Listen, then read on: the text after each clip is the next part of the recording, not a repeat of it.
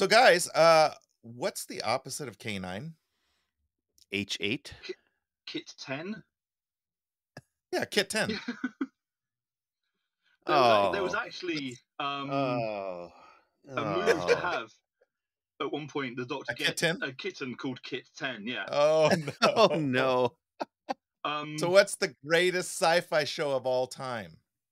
Well, subjectively, it's Doctor Well, Who, of yeah. course. but objectively, it's Doctor Whom. Yeah. Oh God. Yeah. Yeah. All right, That's not thanks a for tuning dad in, joke. That's folks. a It's been grandma great. joke. Mm. Yeah, last of the 3 Do Who shows. Uh, We've just been so, kidding. welcome, Whovians, to 3 Do Who. I'm your host, Eric, and I'm here with my two favorite Whovians, Mike and James. How are you both? Yes, fine. Yes. Blech, Yeah. blech. How do you spell that? I would love to tell you, but Plech. yeah, Okay. I've been having problems with the Welsh tongue recently. Um, Ah, there's You a just book can't cook it right? I'm reading a book at the moment, and it is set in Wales. And I'm sorry, that book does not have enough vowels in. yeah. Well, if if you've watched Hot Fuzz, if anybody who's watched Hot Fuzz has remembers the Welsh Mhm. deputy, Hmm. yeah, he. There's just not It is impossible to listen to them and understand anything they're saying. there's just not enough vowel movements in that 10. No. Yeah, in that country. Um, Yeah. and then the next book I bloody moved on to, everything was written in Martian, and they don't seem to have vowels either. I'm just like, what Mm. is it with science fiction and No Well, vowels. perhaps now we know where the Welsh come from. yeah? And the Brits You come I from shall know, not. I Venus. shall it's a not good make. I theory. shall not make the obvious joke about Uranus. Yeah. You know, you can like fit 63 Earths inside Uranus. Yeah, but you got to 64 buy if me you a relax gift a first. bit. 64 if you relax first. Thanks. uh, Use them poppers. yes, yes, yes. So I think we're gonna move on to some Who That'd be news, and nice. so Yeah. yeah, I've got they've a really cool article here, and they are making a Fugitive Doctor and TARDIS set announced by Character Options. Hmm. So if anybody remembers the Fugitive Doctor, um, they Mhm. are going to be It, it's releasing. out already. Oh, well, Yeah. of course, I'm late. The article was only January 22nd, so Yeah. well, but yeah, anyways, it's a beautiful looking figure. I'll post some pictures up. She comes with her own TARDIS. And it is very realistic looking. I I just it's chef's kiss Yeah. beautiful. It is one of the best sculpts they've done. Yes, it really is lifelike, and the TARDIS looks amazing. And there's a cardboard back The paint job is that you can put in so that you can yes. look into the fugitive's console room. Yes, it's really, really good. The packaging looks amazing.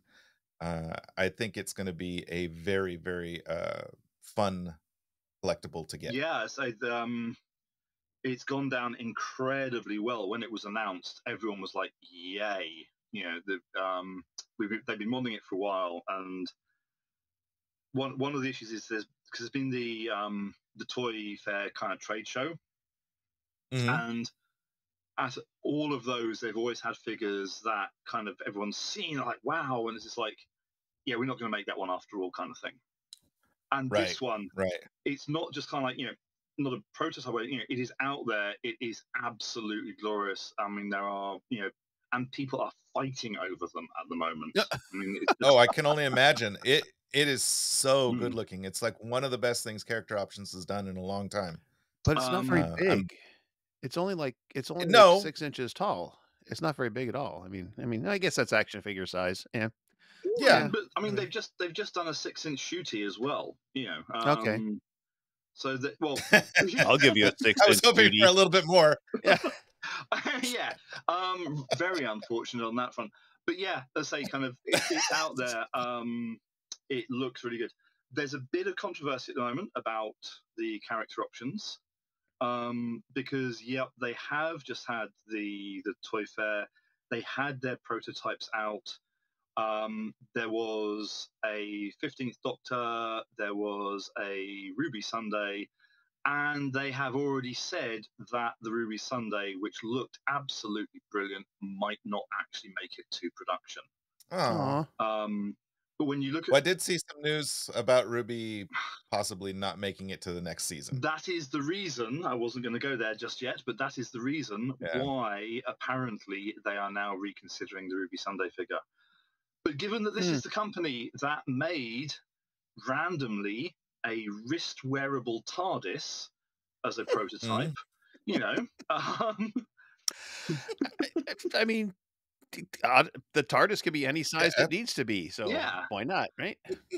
So I don't think we should read too much into what has been said. But if you think the Fugitive Doctor looks good, look at the pictures that are doing the rounds of the prototype of Shooty and Millie.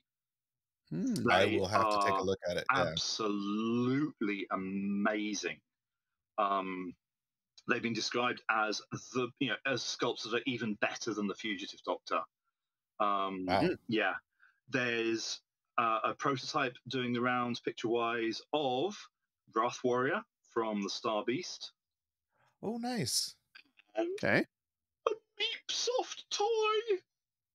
Oh, please, character options, please. As long as it doesn't come alive and murder me in my sleep. Yeah. Turn into murder. It's don't feed it after midnight. It turns into murder meat. Yeah.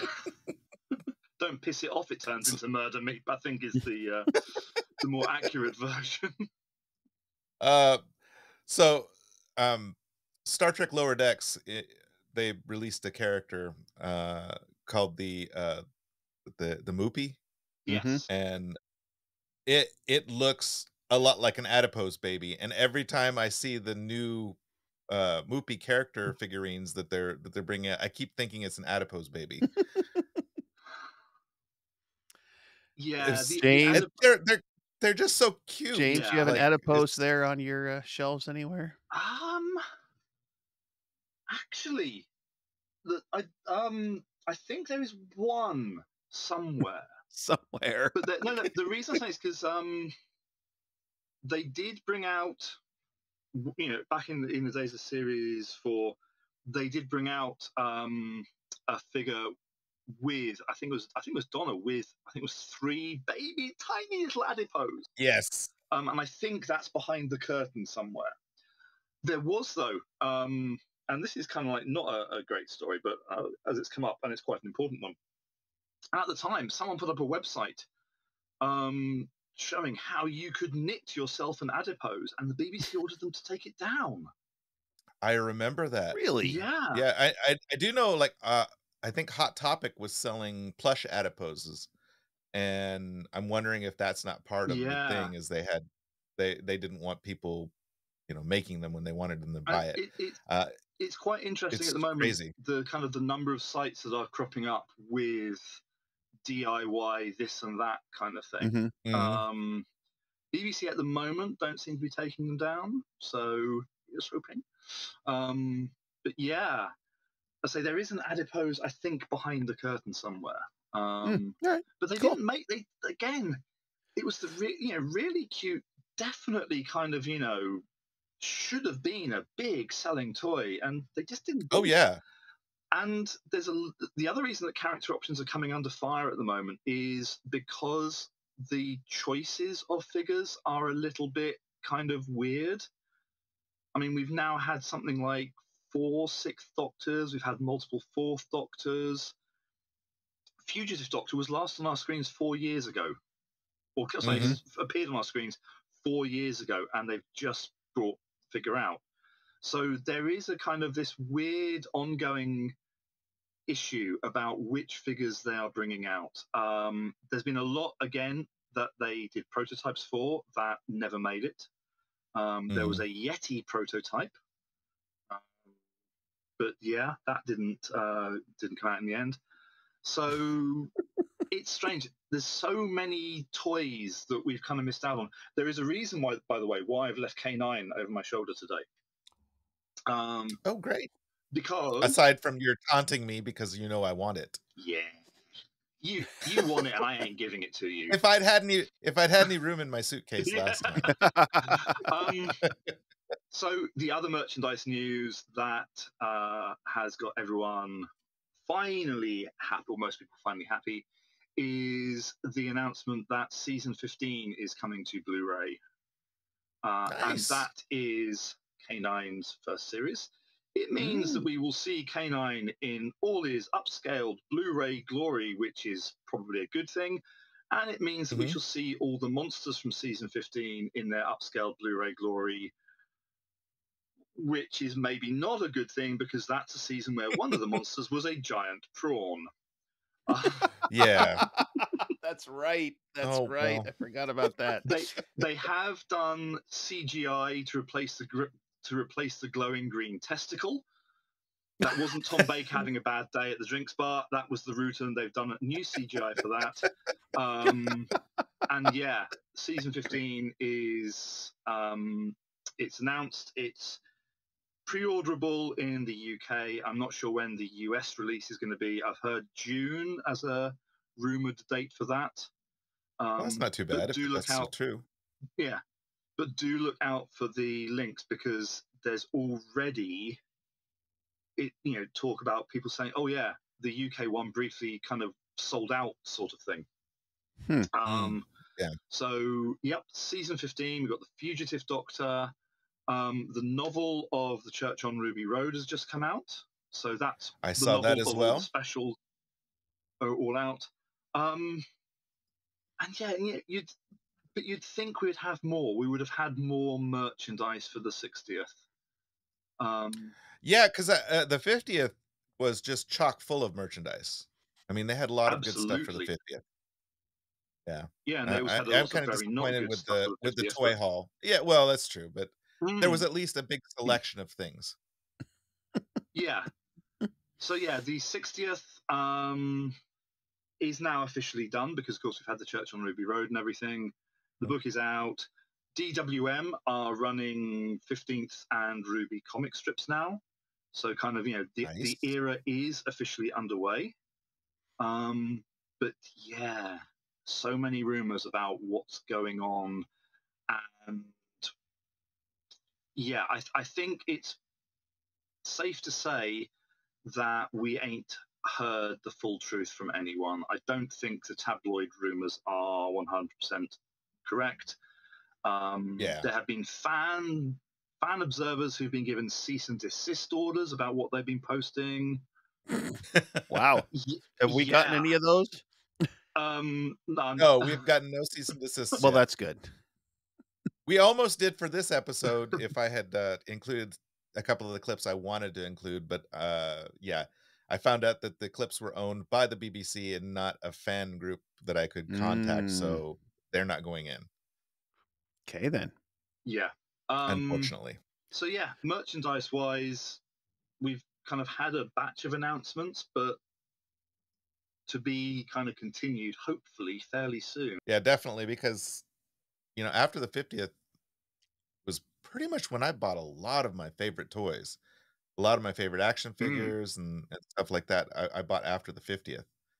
Of course, then a lot of it I bought on visits. Oh. Like, that's a whole different podcast. James. Yeah. That's a different podcast, yes.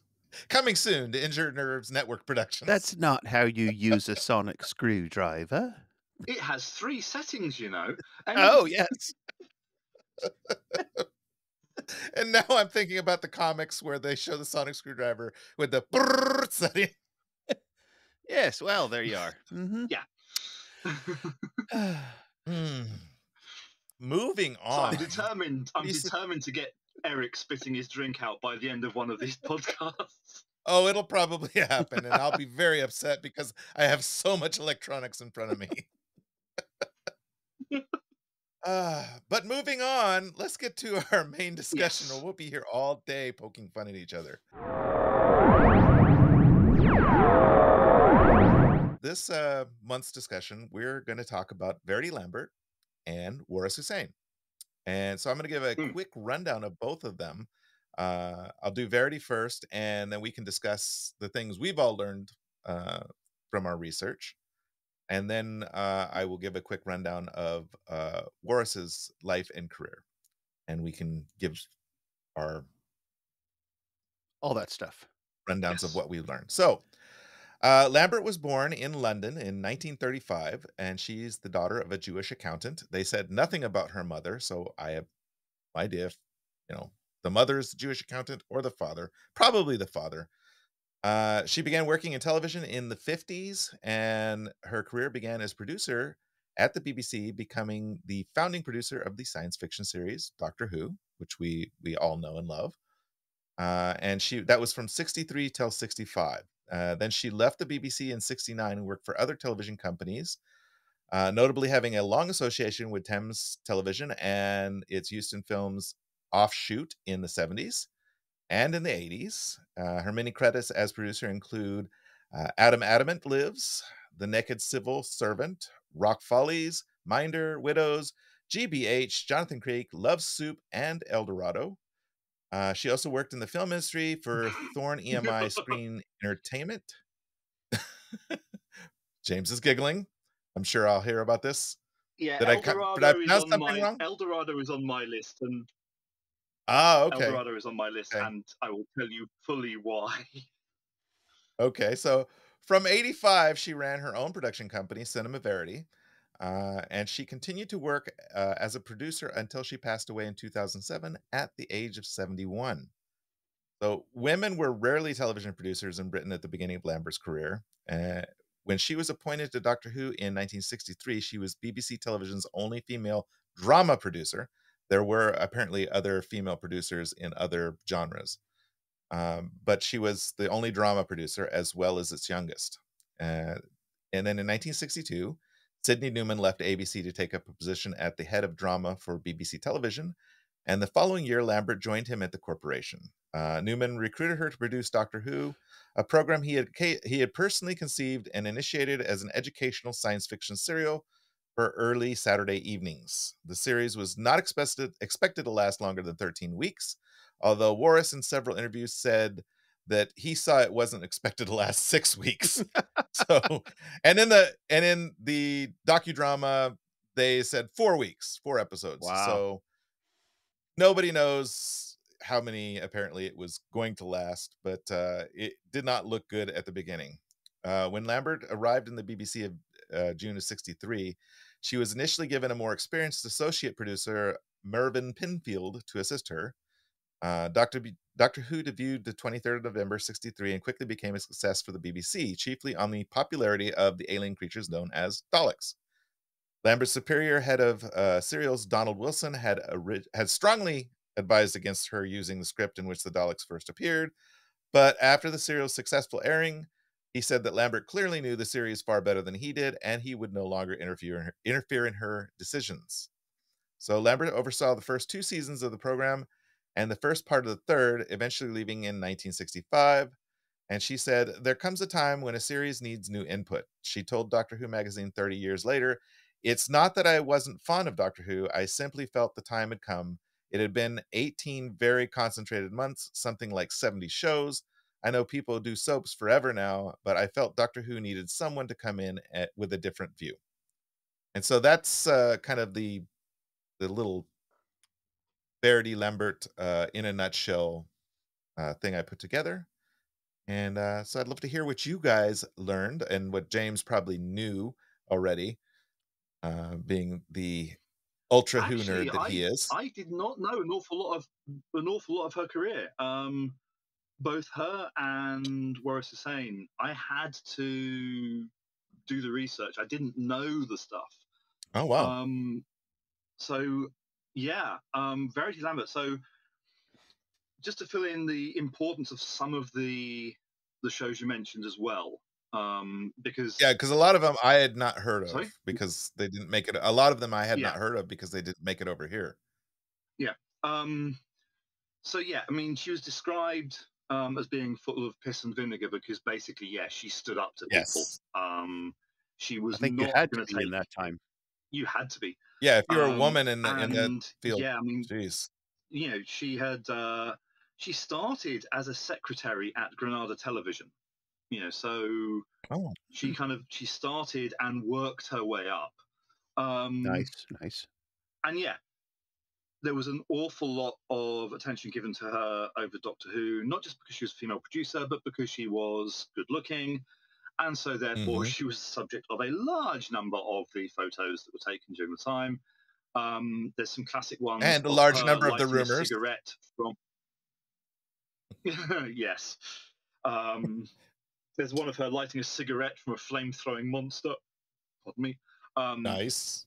There is kind of her last story featured a huge number of aliens, so there was a big photo call of her with those. When she left Who, the Adamant Lives that you talked about, it was seen very much not just as a kind of a partner type thing of Doctor Who, but it was seen as an attempt by the BBC to counter the Avengers, the proper Avengers, not your fake comic strip knockoff. It didn't work. It only lasted 2 years. She won loads of awards during her time. I mean, I'll get to this in a moment. Oh yeah. She wasn't just limited to science fiction. So in 1968, she produced the BBC crime anthology series Detective. She produced a light-hearted crime show called Budgie, which was a vehicle for former pop star Adam Faith. Okay. The one that kind of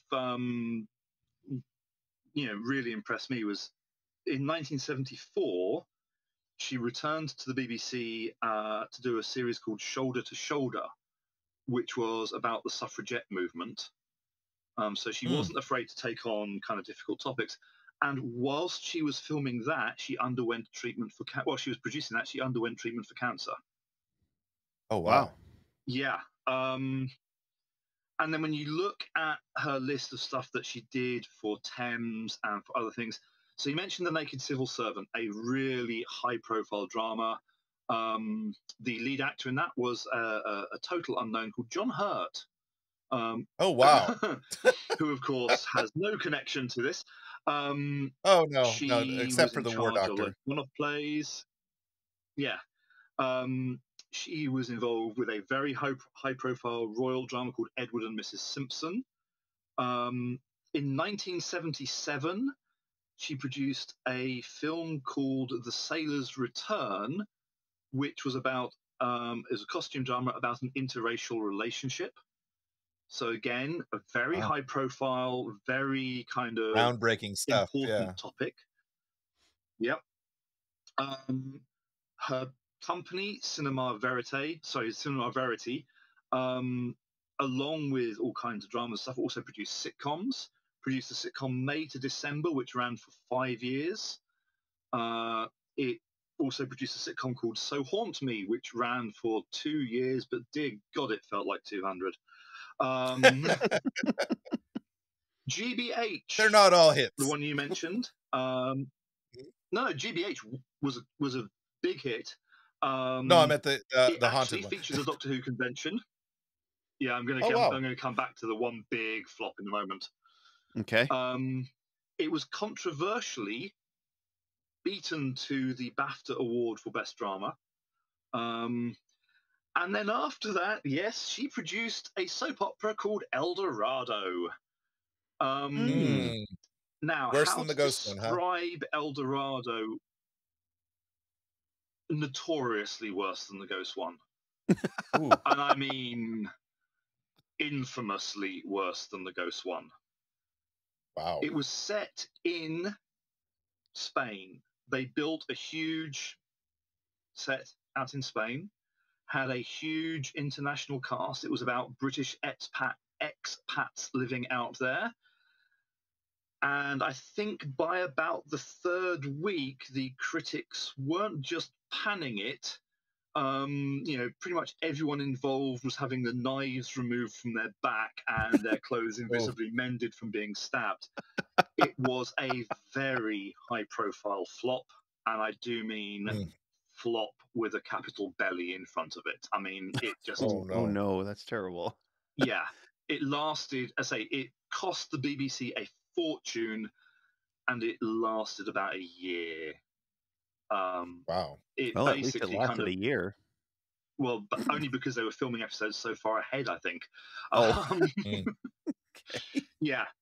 And yes, after that, I say, kind of the stain of El Dorado never really left Cinema Verity kind of uh, influence. But after that, she did have one absolute massive hit from the second series of Jonathan Creek onwards. She was the producer.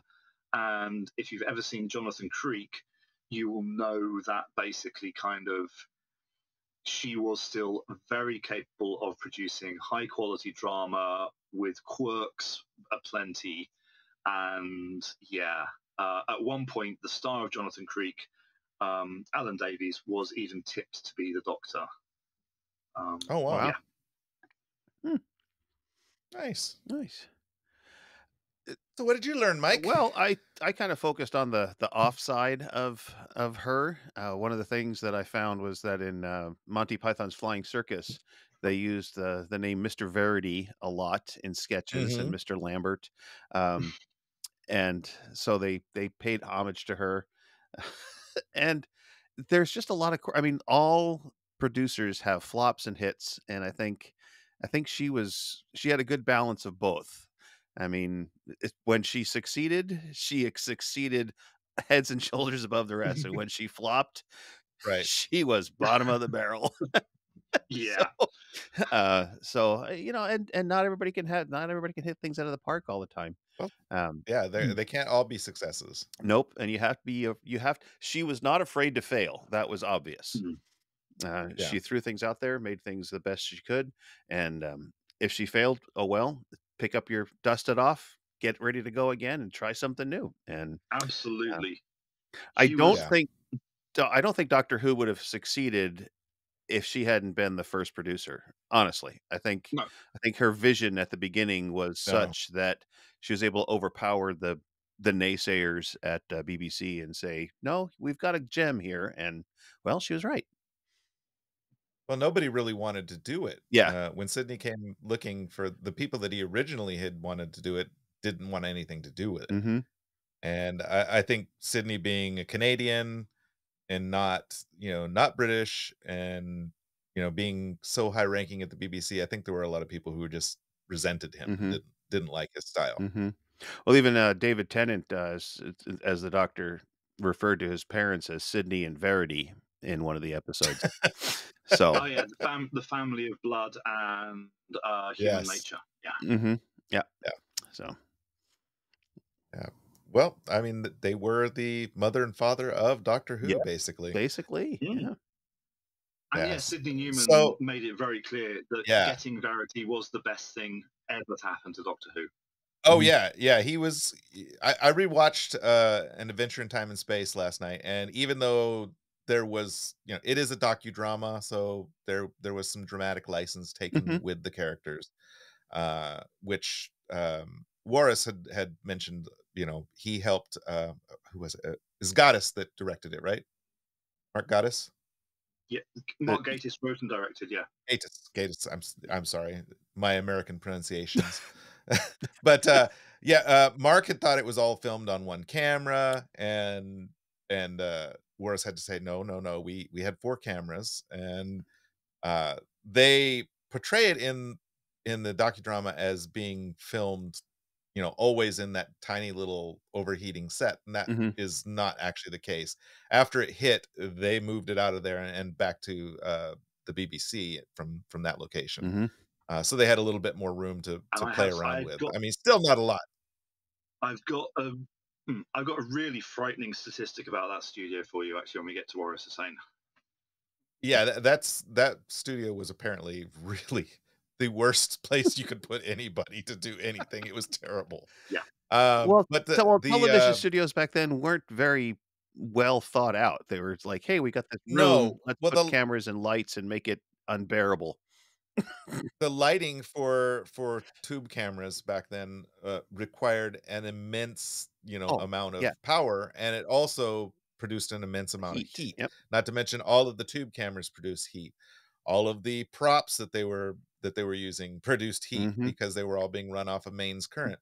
So it's not, you know, people want to joke about how bad the first few seasons of Doctor Who were, but you got to realize that they were doing things that probably today would not be doable with the kind of budget and the restrictions that they were placed under. And the safety standards, So, yes.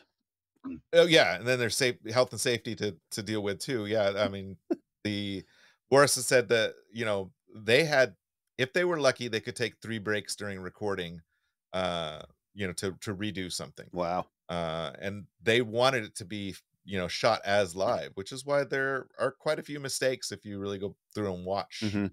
the first season of Doctor Who. There are quite a few mistakes. Well, and she produced a Um, couple of other live shows, and, during my research, apparently, she actually made her name during one of the shows because it was a live show and the actor died during Mm, the oh wow, and she had to take over controlling the cameras and stuff from yeah. a remote location. It was the play for today, I think it was.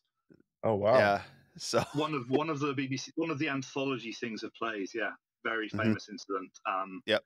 And wow. yeah, Every producer's nightmare, actor dying during a live performance. Please don't die when we're Yeah, recording, wouldn't be please. good, no. No, no, please Please don't. don't. None of you None of die. you die, Please yeah. don't. So let's move on. Dang it, James! Told you not to die. Uh, He's in violation of his contract, he doesn't get paid now. right. yeah. So let's move on to Waris. So Waris Hussein was born in India and moved to England in 1946. After graduating in 1960, he joined the BBC to train as a director. Waris directed the first Doctor Who serial, An Unearthly Child, and in 1963, although he was unsure about the effect of directing television science fiction would have on his career, he said, "I was a graduate from Cambridge with honors, and you're directing this piece about cavemen in skins. I thought, where have I landed in my life?" So in 64, Hussein returned to the series to direct most of the fourth serial, Marco Polo. Uh, he was he had received the Best Drama Series for series or serial, a BAFTA award in 1979 for Edward and Mrs. Simpson, shared with producer Andrew Brown. And he got an outstanding directing in a variety or music program Emmy Award in 1985 for Copacabana. Uh, Waris is a gay man, and he lost a partner of 12 years to AIDS in the 80s, which I mean, it's a very rough time to be a gay man. Mhm. Um, but one thing that really struck me was that for the entire Hartnell era, being gay in England and Wales was still illegal. Mhm. So here we have a show that was directed by a gay Indian man with characters that really vibe with LGBTQ audiences, even though LGBTQ wasn't really a thing back Right. then. We were still there, and the show really did vibe with a lot of us. Due to the fact that it's a lot about found family and um, and treating people with respect. And War said in one interview that he, Verity, and Sidney Newman were like the Three Musketeers: a Jewish woman, a Canadian, and a gay Indian man. They had to support each other, or the show wouldn't have been a success. So that's my little synopsis for Waris's career. He is still alive, still doing great. I watched a ton of interviews with him, and he seems like he is a very thoughtful, very nice guy. He seemed to be really a really neat guy. I'm glad he's still working and still producing content, and I hope Yeah. lives a nice, long, happy life. He has a new partner, and this was as of I think 2017. They had finally Wow. come out to both of their families, At 80 and he got years to meet his. old. Nice, nice. Yeah. Well, he was his original name was, Habibullah. His last name was, Yes. Habibullah, and he changed it to Hussein, and he said later on in life that, he changed it to Hussein, and then, of course, when Saddam came up, he was like, "Do I change it back or do I leave it?" And Right. so Yeah. he left it. Yeah. You know, a lot of people had that unfortunate name Mm-hmm. ruined by Saddam Hussein. Yes. I mean, look at Barack Obama. Mm-hmm. His His his middle middle name. name's Yep. Hussein, and yeah, Yep. of course, everybody jumps on that, thinking that, well, just because you have the same name means you're a monster like he was. I mean, how many little boys named Adolf has have to go through Right. that before we realize this is not the guy with the little Right. crappy Right. mustache? And how many families changed their name to Hilter instead of Hitler after the Mm. Or war? Or Histler, Histler. Yeah. or Yep. yeah, there's a ton of them that had to change their names because Thank just of Thank association. God there was no bad guy named Smith, because then we would have no Smiths anywhere ever again. Yeah. It's just crazy. Do you Your think name that's does not bad in England? tie We're you about to to have all their. our Johnsons removed. Oh no! Oh, no. Wait, We've got a problem with Johnsons over here too.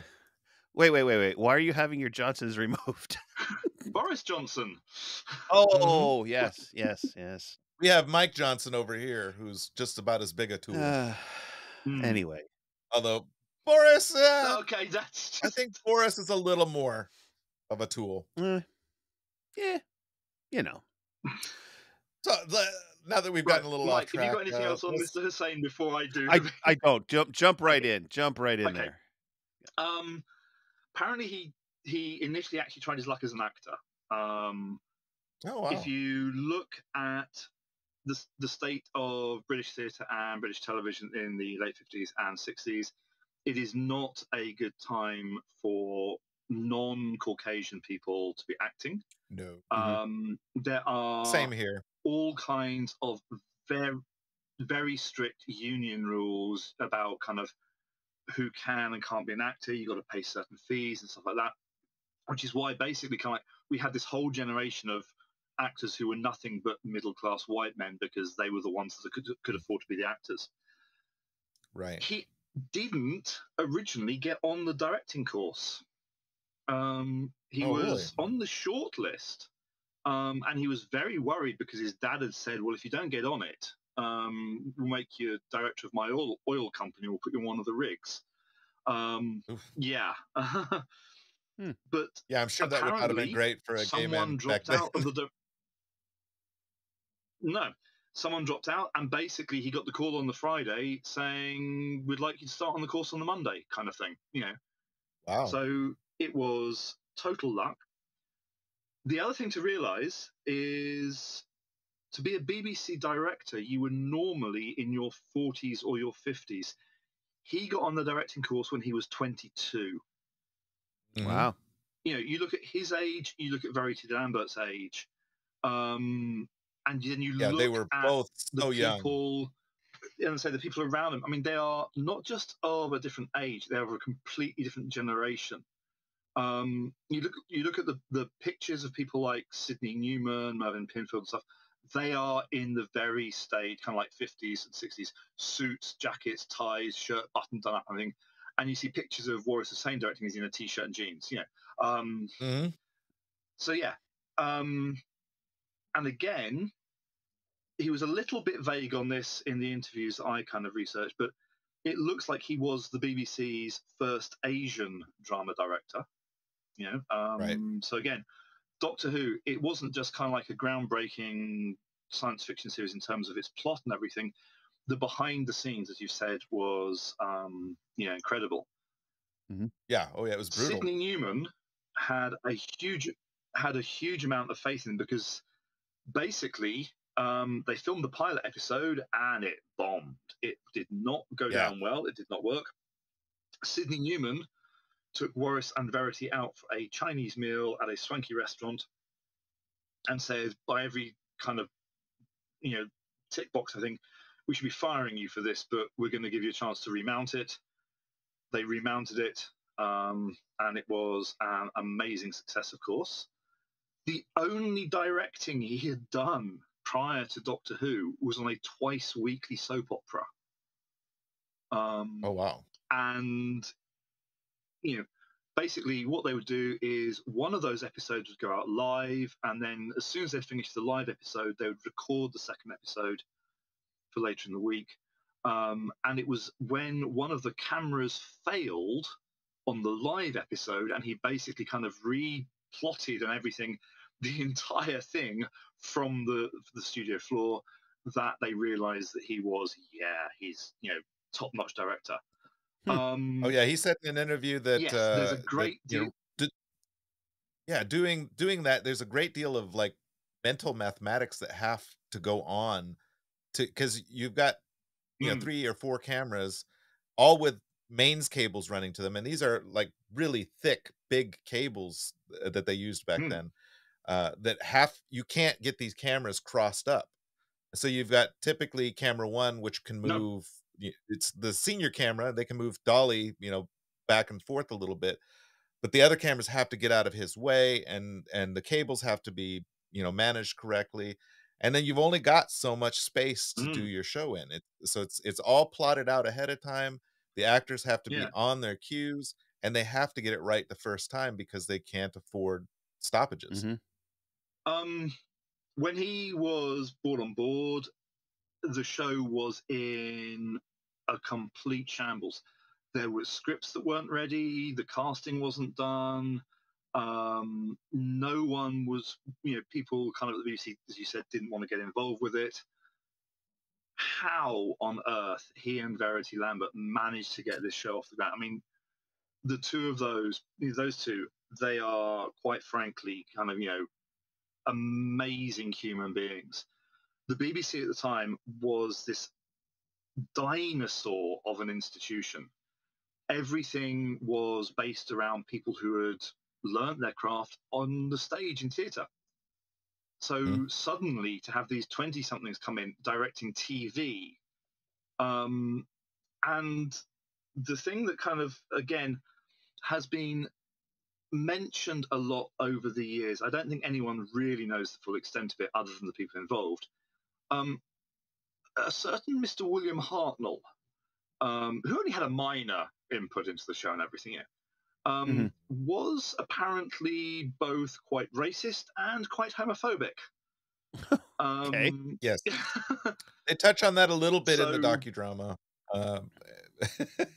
But they apparently he was quite a bit racist and homophobic. Which was not out of the norm of society at that time. And this and for a man his age, you've got a gay Asian, and you've got William Hartnell. That's the start of a sitcom. I mean, right. Absolutely. The story that I saw about Unearthly Child, his first of the 2 recordings, if you've ever seen it, basically kind of like the first episode is modern day, half of it, and interior of the TARDIS for the second half. And then the next 3 episodes are a Stone Age caveman run around type thing, of varying really bad reputation, skin, depending upon who you speak to. And allegedly, so that they could save money, Waris Hussein got all the people he was casting to take their shirts off so he could see how hairy they were underneath in order so that they didn't have to kind of...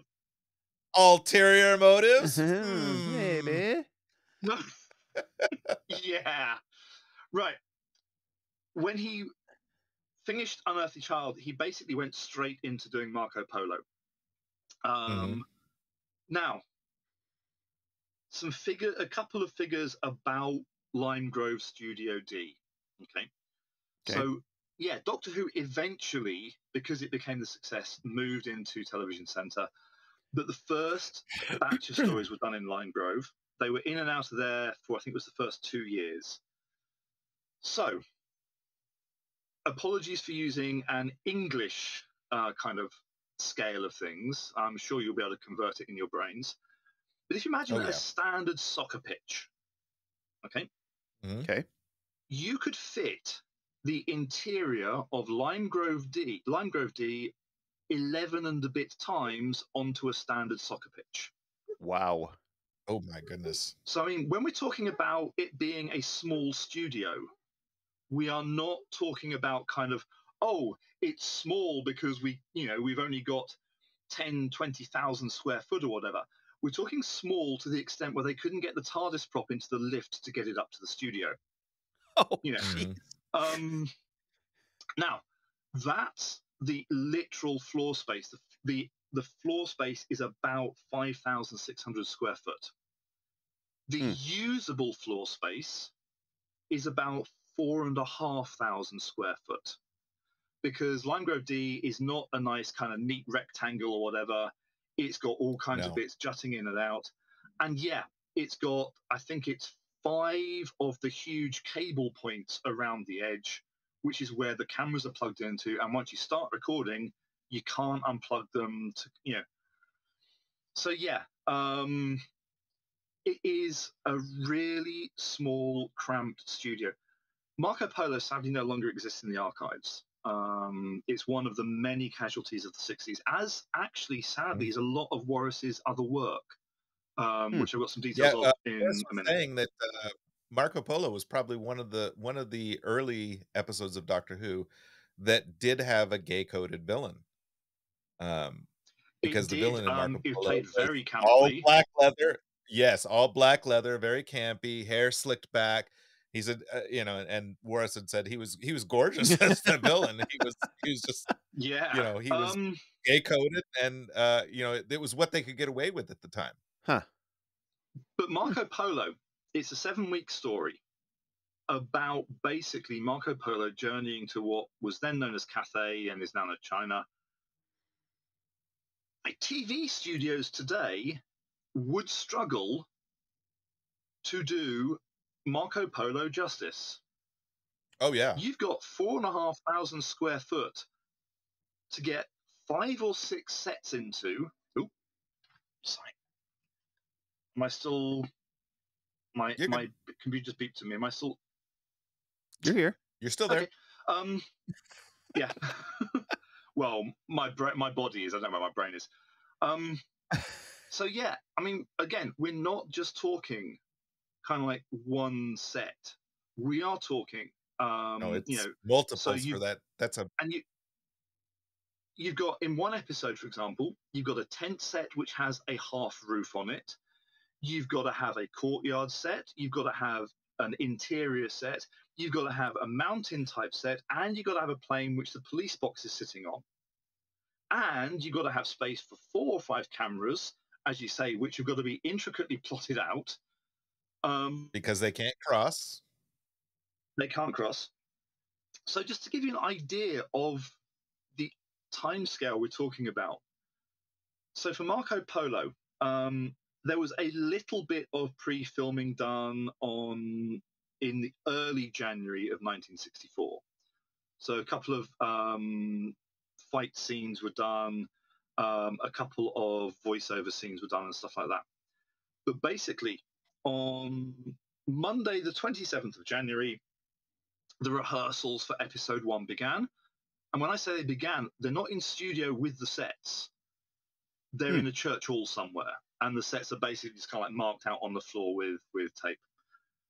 They rehearse from Monday to Thursday. Friday is the first day they go in and see the sets for real. Oh, and that's the day they're filming. Oh, jeez. Their camera rehearsal is in the afternoon. They have got from 8:30 till 9:45 to get 25 minutes of footage in the can. And it's not just kind of like, oh, we haven't got time to do retakes and stuff. Each take costs money because you've got to then book the editing suite and stuff. Each episode has got to be scripted and planned, so there's no more than 3 or 4 cuts in it. And bearing in mind, Doctor Who is allocated the same budget as things like soap operas and kind of police dramas, because that's how the BBC work. It's a drama. Drama gets X amount per minute. Doctor Who is a drama. We don't care that you've got to somehow do special effects and have new creatures every 6 weeks. And, oh, you've got to have 7 weeks worth of costumes for this. And, oh, and by the way, in Lime Grove Studio D, we want you to have a sandstorm. Right. Yeah. Right. Yeah. How are we going to work that out? And then you get the weekend off. Monday of the following week, William Hartnell calls in sick. Oh no. And bearing in mind that kind of we were on about the 3rd of February for the start of rehearsals of episode 2. Bearing in mind that episode 1 is going out on the 22nd of February. Okay. You've got that week to basically rewrite the script, redo all your directorial plans. Wow. And get that communicated to the cast, get that communicated to the cameramen, get everything replanned. It's just, you look at the turnaround for these things. The really sad thing is Marco Polo, as I said, doesn't exist. But because Waris was very keen to keep a record of all his work, what are called telesnaps exist for 6 out of the 7 episodes. He only directed 6 out of the 7. He didn't do episode, I think it was 4. And so we get this kind of, there's about 60 or so mini photos, which is literally a guy called John Cura. He's paid to sit at a TV set and take photos, you know. Oh, wow. And when we look at these and we look at Marco Polo's got a wealth of photographic material. The story is not one of my favorites. I'm not going to say, that, but it looks, I mean, you look at just the pictures and it's just like, bloody hell, that's in Studio D? Yeah. And on top of all that, in one of the episodes, the bad guy has a pet monkey. No.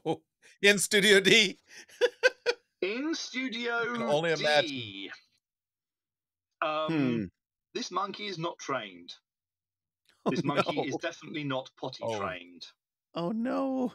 They only just finish in time because basically, the monkey gets a bit scared and they have to coax it down from the gantry. Oh, no. Waris doesn't do another Doctor Who after that. He stays with the BBC for I wonder 7 why. years. He is...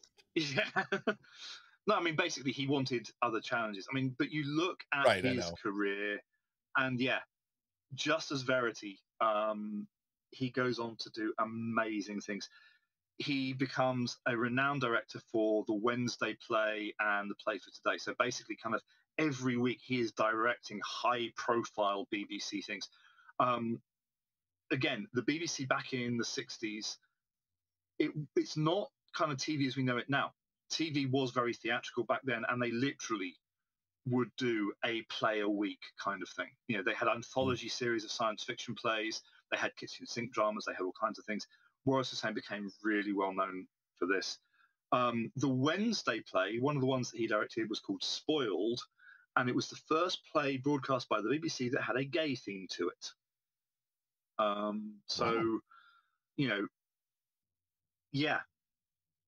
Even once it had become legalized, homosexuality in the UK in the late 60s and the 70s and even into the 80s, I mean, it was legal, but it was, well,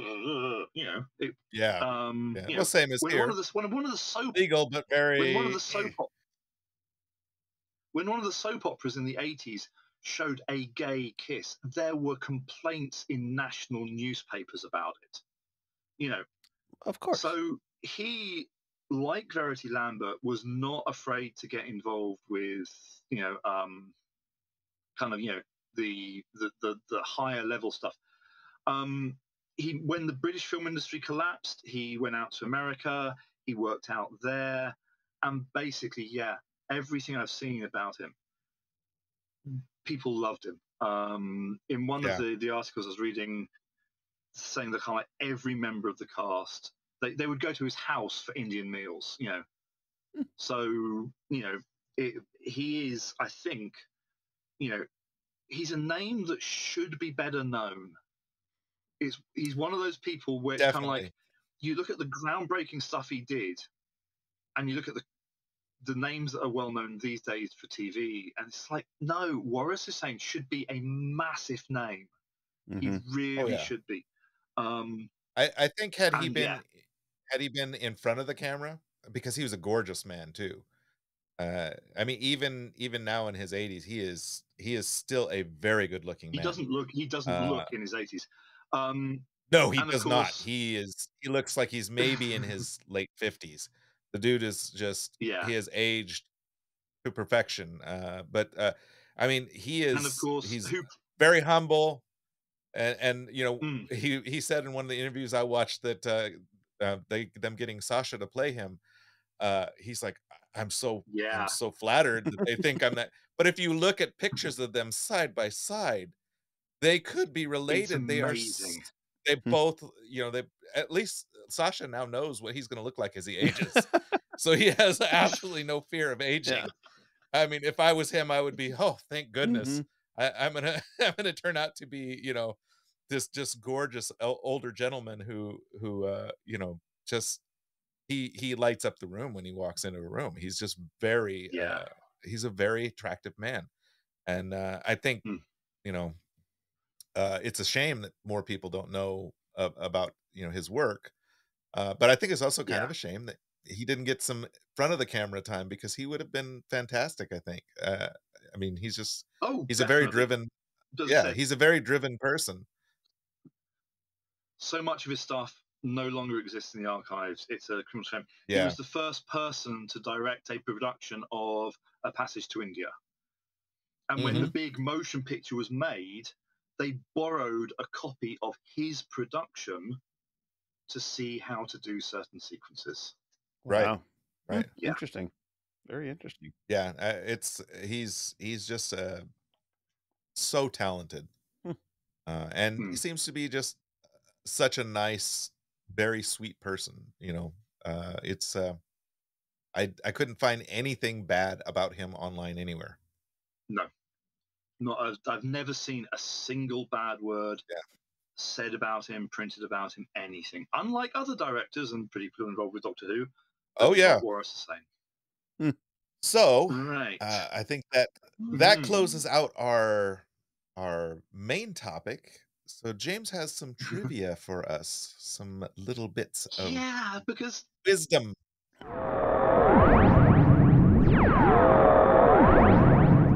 Doctor Who. I mean, I was trying to decide what to kind of pick tonight because you didn't give me a particular theme or anything. You left it up to me. Right. And the other thing that kind of is doing the rounds at the moment is there is very strong talk of a new Doctor Who spin-off starting. Mhm. Ooh. It's still at the rumor stage, although there are good foundations for the rumors, I think is what I will leave it as. And of course, Doctor Who kind of had this big window. 1989 Survival broadcast its last episode. Rose was shown in 2005. I mean, that is 16 years with one TV movie. Mhm. Or is it? Because I thought for today, just a quick race through those 16 years, because Verity and Waris started it. Mhm. But how did it survive 16 years being off air? And the answer is that there were loads of unofficial spin offs made by the fans, made by high quality production companies. I've got a great long list of them, which I'm going to race through. Okay. Mhm. There's a few that didn't happen. William Hartnell wanted to do a spin off. William Hartnell wanted to do a spin off called Son of Doctor Who, where you had an evil duplicate of the Doctor going around doing bad stuff. The Master. Mhm. Yeah. Yes. Terry Nation, the creator of the Daleks, when they broadcast Evil of the Daleks in the mid 60s, that was supposed, mid to late 60s, that was supposed to be the last ever Dalek story for Doctor Who, because Terry Nation wanted to take them to America to do a Dalek Right. spin off. Okay. Unfortunately, he forgot that America hadn't seen Doctor Who. The Daleks were completely unknown to them, hence he came back, tail between his legs, and we got Day of the Daleks in 1972 or so. Yeah. N94 You got to know Verity. your audience. You got to know your Yeah. audience. Yeah. Throughout Doctor Who up until 1989, there were various proposed spin-offs, and bizarrely, an awful lot of them have now been made by Big Finish, the company who do the audio productions. Big Finish. I can wholeheartedly recommend pretty much all the stuff they do. Oh yeah, They've their stuff's done, great. I've listened though. to quite a few of them. I mean, they've done the pilot episode of Terry Nation's Daleks spin-off. They've done their own Dalek spin-off. They've done unit spin-offs. They've done spin-offs from a series featuring characters called Jago and Lightfoot, who only appeared in one TV story, but were, even in the 70s, planned to get their own spin-offs. But yeah, Big Finish didn't really come on the scene till the late 90s. So, what have we got? Whilst Doctor Who was on the air, there was one spin-off. Eric. Ooh, whilst it was on the air, would that be Canine and Company? Yeah. Canine Company featuring Canine and the television companion Sarah Jane. Chalk one up to Sarah Jane. She's going to crop up quite a few times during this. Oh, yes. Yeah. Now, loads of kind of, fans start to get involved with Doctor Who in the 80s. There is a spin-off range of audios, which are very unofficial, which the copyright over them was always very dubious because they featured the Daleks and all kinds of things like Cybermen. But that was done by people who basically became Big Finish. Doctor finishes 1989, and everyone suddenly goes, "Oh, we'd like some more stuff, but we can't do Doctor Who." So, first one is a unit-related drama called Wartime. It's about 35 minutes. And basically, it is a ghost story featuring one of the unit soldiers who was in the TV series in the 70s, ghosts from his past, father issues, all kinds of things. But that's the turning point, because that's when they realize, oh, we can't do Doctor Who, but the BBC don't own the copyright to an awful lot of the characters. Right. Okay. So, a company called BBV, they make a series of supernatural thrillers called Probe. And I've heard they of are Probe, related yes. to Doctor Who because they feature a companion called Elizabeth Shaw, who was John Pertwee's companion to the Third Doctor. And you might start to notice names like Mark Gatiss crop up from time to time from now on, because what you're going to find is that an awful lot of these people who did the spin-off dramas in the 90s are now very much big names in Doctor Who. Probe featured Liz Shaw. It was an interesting reimagining of the character, hints of lesbianism, pipe smoking, and kind of, there are various homosexual overtones in some of them. Whether or not that's your thing, that is entirely up to you, but they started the ball rolling on the kind of the setting the characters up and repeated series. Rather than characters, though, an awful lot of the time they realize that they could use the monsters. The monsters are usually the copyright of the people who wrote the stories. So there is a trilogy of films called the Auton trilogy. Now, Autons, of course, were in the 70s. They reappeared in Rose. Auton trilogy is, I'm going to say, maybe not the strongest of stories, but hell, they threw everything at the CGI. For a spin-off produced by a small production company, they did some kind of, damn neat CGI for it. Other ones, we've got Shakedown. Shakedown is a production featuring the Sontarans. And along with the Sontarans, it's also the start of people like Sophie Aldred cropping up in the spin-offs. Shakedown, basically, if you want to look at it, it is the cast of Doctor Who and the cast of Blake Seven in disco type makeup, and guess jeez. what? It's Sontarans versus Rutans. Reminder: once you see a link to buy season 15 on Blu-ray, buy it. Okay. So we've had our first Sarah Jane. We've got our second Sarah Jane coming up.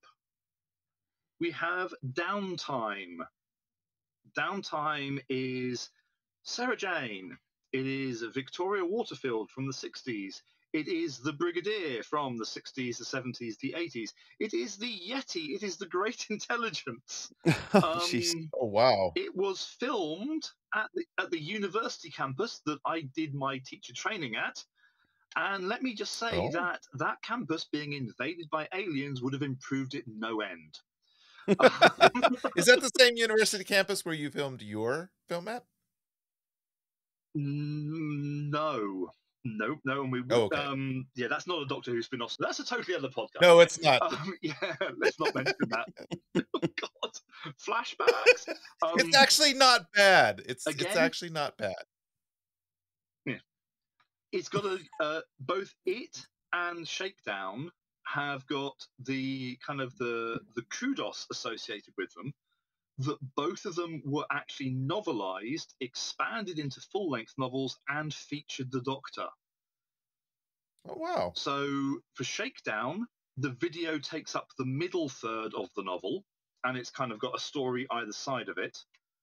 And then Downtime, the video takes up the majority of the novel and is bookended by scenes featuring the Doctor. But they are both official Doctor Who novels from the range at the time that was the ongoing continuation of Doctor Who. The Sontarans also turned up in both Mind Game and Mind Game Trilogy. They shared the screen with 70s creatures called Draconians. Oh, and Sophie Aldred. She does not get about. Okay. The other video that I'm going to mention in this first batch is one called Zygon. Now, whereas the wartime and Probe was a bit sexual, there was an accidental glimpse of a testicle as someone got out of bed kind of thing. Zygon opens with the slow pan down of, first off, a full frontal naked female body, and then a full frontal male body. And it kind of goes downhill from there on. Okay. Yeah, it is an unusual spin-off video, to say the least. And yeah, it's still available. It's still out there. Oh, wow. I just hope they've warmed the studio up since. Right. Around about this time, the BBC started getting a bit wise to what was going on. BBV had also been doing a series of videos called the Stranger videos, featuring Colin Baker and Nicola Bryant. Now, I wonder how the Stranger and Miss Brown might have been envisaged in this whole of spin-off videos. We shall never know, because basically halfway through the run, the BBC lawyers said, and everything was changed very quickly. Same as the BBV video called Cyberon, absolutely, definitely doesn't feature Cybermen. Okay. BBV also did a series of audios featuring the Professor and Ace, Sophie Aldred and Sylvester McCoy, which again might have got accidentally changed to the Domini and Alice once the BBC lawyer said, yeah. Yeah. This sounds a little too familiar. Sounds a little too familiar. All of these are available, and the BBV audios, they've also got flashbacks to the audio visuals, which were the spin-off that the fans did, who now do Big Finish. They have got a whole host of other Doctor Who monsters in. The Zygons are in there, including a sequence involving Zygons and breastfeeding. Let's not even think about that one, because the sound effects were gross. Oh, God. I could just imagine. Yeah. But the one I want to end with, because this, as far as I'm concerned, is Doctor Who doing something that only Doctor Who could do. Okay. So the series goes off the air in 1989. in the early 90s, they start doing a series of full-length novels, initially with the Seventh Doctor and Ace. Ace leaves the TARDIS, and a new companion called Professor Bernice Summerfield joins. She stays in the books for years. Then the Paul McGann movie comes along. The BBC thinks, we can make some money out of this. We're going to take those people's license away, and we're going to make the books ourselves. Okay. Virgin, who are the people in charge of the Doctor Who New Adventures, are a bit pissed off at this. No. So they say, well, okay, you can have the Doctor back. They continue publishing novels with Bernice Summerfield for another batch of years. I mean, it goes on and on.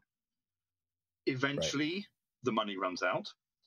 But inspired by BBV, because BBV had been trying to persuade the BBC to let them do proper Doctor Who. That's why they've been doing the whole Sylvester McCoy and Sophie Aldred stuff. But of course, doesn't happen. But inspired by them, a company called Big Finish says, well, tell you what, if we take the Doctor out of some of those books, we'll do some audio adaptations of those. We'll show how good we are. The adaptations are fantastic. One of them reduces me to tears every single time. It is a really heart-wrenching tale. One of them also reduces me to tears of laughter because it's a science fiction pantomime. But it shows their range. This company is Big Finish. They get the license to do Doctor Who stories, and more importantly, they get the license to carry Benny on. Benny is such a popular character that she then appears in one of the official Doctor Who spin-off novels. The BBC get permission to use the character that is the spin-off from their show. And next month, bearing in mind that Benny started in the early 90s, they're still making them. Next month, Big Finish are releasing another box set of her adventures with Christopher Eccleston as the Doctor. Wow. Benny is joining up Yes, I with saw the something about ninth that. Doctor. And Benny is, I believe, a world record holder for the longest running sequence of science fiction novels featuring an original creation. She is an amazing character, and all I will say is the fact that she is a time-traveling archaeologist who now regularly meets the Doctor out of sync in the order of the Doctor's life is in no way related to River Song, is absolutely definitely not the origin of the character. No, not at all. And please, if you have never heard Benny stuff, she is brilliant. She's been portrayed by the same actress since the late 90s. Lisa Berman, if you ever hear this podcast, we are not worthy of the gift that you have bestowed us with your characterization of Benny. And yeah, if you want to know who I think really deserves the credit for keeping Doctor Who going, it is Lisa Berman. Nice. I would happily state that. Okay. Excellent. Well, that is fantastic. I mean, and like some of the spinoffs are absolute garbage. The resurrected K9 nice. The resurrected K9 and Company was even worse than the first one. So yeah, the Flying Big K9, Finish, by the way, brought Sarah Jane back before Sarah Jane Adventures. So Sarah Jane has come back in K9 and Company. She's in Downtime. She's in the Big Finish Sarah Jane stuff, and then she's got her own spin-off. Liz Sladen got 4 spin-offs out of Doctor Who. Yeah. Yeah. And Patrick Stewart hasn't had that many from Star Trek. No, he has not. Fair enough. Yeah, I don't think he has. Although he's been in his own. So there's a spin-off novel where the X-Men meet Next Generation. Oh, of course there is. Yes. Yeah, but there's a spin-off Yeah. graphic novel where bloody the 11th Yeah. Doctor meets Picard. There you go. True. Yeah. Yeah. Nice. Nice. I mean, I do love the spin-off stuff. Some of it is absolutely, like I said, garbage, but some of it is just pure gold. Mhm. And It I'm is. really a big fan of. I'm really a big fan of the Sarah Jane spin-offs because she is just an amazing character. And we will cover Liz at some point when I think I can do it without crying. Okay. So Okay, so Fair about enough. Fair enough. 2036 then. Yes. maybe Yeah. after my tear ducts have dried up. Mhm. Yes. But I think next month we are going to cover another companion who we're going to go on with the gay themes a little bit, and we're going to cover Ace in our next installment. Okay. And can I just point out, you hadn't told me that before I said how many of these spin-offs Sophie Aldred has done. So, Oh yeah, well, so yeah. And trust me, I can fill you in on Ace next month. Oh, Ace is a great character. I mean, she is, quite possibly, one of the most obvious lesbian characters ever in Doctor Ace Who. has an entire bookcase. Mm. Oh yeah, yeah. I know you're a big fan, which is another reason why I wanted to cover Ace, because I knew you'd have tons of backstory and stuff for us to. Believe me, there will be so much, and it is, dear God, it is complicated. Yes. Even by Doctor Ace Who standards, Ace is complex. Yeah, it's a very good character, though. I've always loved the Ace stories, and I'm hoping that everybody else gets a chance to enjoy some of the greatness that is Ace. Nice. Can I also drop a bombshell? Go for that it. By the time we record the next episode, I will have opened up my YouTube channel featuring a huge amount of Ace content. Nice. Excellent. Nice. Yay. And you guys didn't know that. I wasn't going to tell you this, but as we're doing Ace next time, I'm going to say that, by the time we record next, there will be a YouTube channel, and I will fill you in all about it. Nice. Excellent. Well, James, Mike, dear viewers, thank you again for clicking on our little show. We hope you learned something, and we hope that we entertained you. If we have, please hit the like and subscribe buttons. It helps with the algorithm. If you'd like to support the show, consider subscribing on Buzzsprout at 3dowho.buzzsprout.com. For as little as $3 a month, you don't have to do it, but it does cost us out of pocket to produce this show, and any support you give us right now does help in making the show. It all goes right back into the show. Follow us on Telegram at 3dowho, and on Blue Sky at 3dowho.bluesky.social. And with that, I'm going to say, be kind to yourself and each other. Remember that there's no point being grown up if you can't be childish sometimes. James and Mike, any final words? I'll just say, have fun with all your wibbly wobbly, timey-wimey stuff. And all I'm going to say is my next month of preparing is going to be wicked! I thought you'd enjoy this. Yep. It's kind of a treat for you as well. Yay!